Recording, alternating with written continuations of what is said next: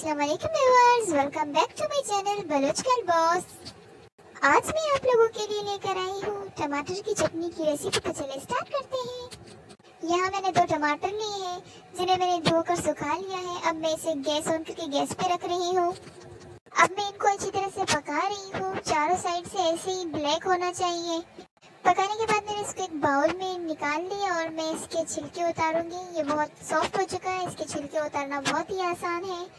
चलिए, जब तक मैं इनके छिलके उतार रही हूँ, आप अगर मेरे चैनल में न्यू है तो मेरे चैनल को सब्सक्राइब करें। रेसिपी अगर पसंद आए तो लाइक और शेयर करें और रेसिपी को ट्राई करके मुझे कमेंट सेक्शन में बताएं कि आपको मेरी रेसिपी कैसी लगी। इसी तरह से ये पूरे छिलके उतार के मैं एक पोटैटो मैशर की हेल्प से इसको मैश कर रही हूँ। आप इसको ग्राइंडर की हेल्प से भी मैश कर सकते हैं, लेकिन ढाबा स्टाइल लुक देने के लिए मैं इसको पोटैटो मैशर की हेल्प से मैश कर रही हूँ। पोटैटो मैशर से ये रफली मैश होगा और इसका लुक बहुत अच्छा आएगा।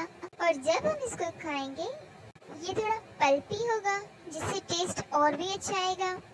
जितना आपको लग रहा है इसमें इतनी मेहनत है ही नहीं। मुझे मेहनत इसलिए लग रही है क्योंकि मैंने एक हाथ से मोबाइल पकड़ा हुआ है। मोबाइल रख के दूसरा टोमेटो मैश करते हैं। मैश करने के बाद आप देख सकते हैं ये बिल्कुल भुने हुए टमाटर की तरह का लुक दे रहा है। ये ऑलमोस्ट डन हो चुका है। अगर मैं इसको थोड़ा और स्मूथ कर रही हूँ। अब पोटैटो मैशर का काम खत्म। अपना नेक्स्ट इंग्रेडिएंट ऐड करेंगे जो है साल्ट।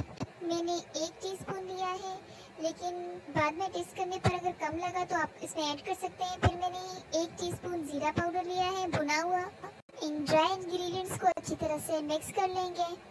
अच्छा, आप लोगों को जो ये ब्लैक डॉट्स वगैरह नजर आ रही हैं, ये टमाटो के वो जले हुए छिलके हैं जो थोड़े बहुत रह गए थे। इनका लुक बहुत अच्छा आता है, इसीलिए मैंने निकाले नहीं। यहाँ मैंने एक दरमियानी साइज का प्याज, धनिया और ग्रीन चिली लिया है।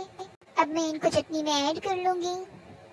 इस चटनी को बनाना जितना सिंपल है ये उतना ही टेस्टी बनता है। आप इसको जरूर ट्राई कीजिएगा। चलिए, अब इनको मिक्स कर लेते हैं अच्छी तरह से। मिक्स करते वक्त मैं इनको अच्छी तरह से मसल के मिक्स करूंगी ताकि ये टमाटर के साथ यकजान हो जाए सारे इंग्रेडिएंट्स। चलिए, अब चटनी की थोड़ी कुटाई और पिटाई कर लेते हैं। ये अच्छी तरह से मैश हो चुका है एंड रेडी टू सर्व।